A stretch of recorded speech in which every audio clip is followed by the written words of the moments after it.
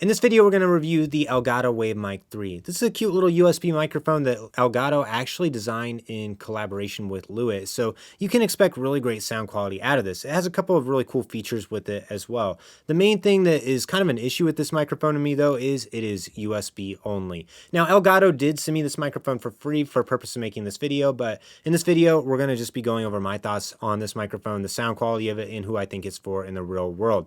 So as you look at the Wave Mic 3, it is super cute. It's a tiny compact little microphone with a USB-C port on the back of it. There's also a headphone jack on it as well. And then on the front of it, you get a knob. And as you press the knob, you cycle between the microphone, the headphone, and the mix mode on it. So you can adjust the volume with the little knob on the front, and it's very easy to use. Also on the top, there is a mute switch. And whenever you mute the microphone, it'll actually turn red on it. Right now, we're just using the USB cable they included, and we're recording this on my iPad Pro. I didn't have to put any special drivers on this.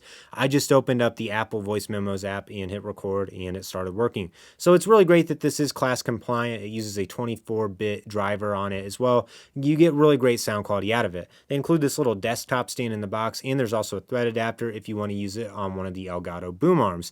You can also get this in either black or white, so you can expect to get really good sound quality and just plug and play versatility with it. You can also always pair it with the Elgato Wavelink software as well if you want, but I found it honestly wasn't even necessary to do that.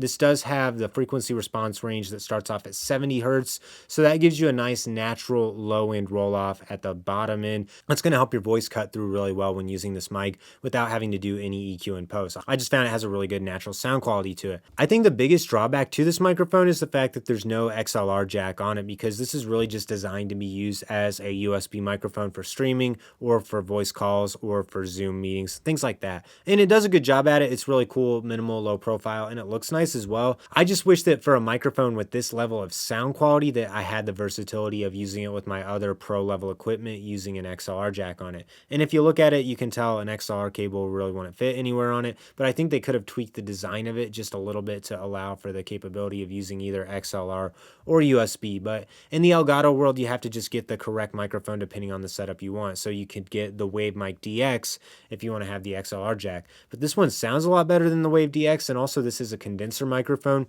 which is going to pick up a little bit more background noise around you, but you also don't have to have the microphone quite as close to get good sound quality out of it. Right now, I've just got it running into the iPad. I set the gain on this right at 50%, and I just tested it out on my computer real quick, and it sounded great right out of the box.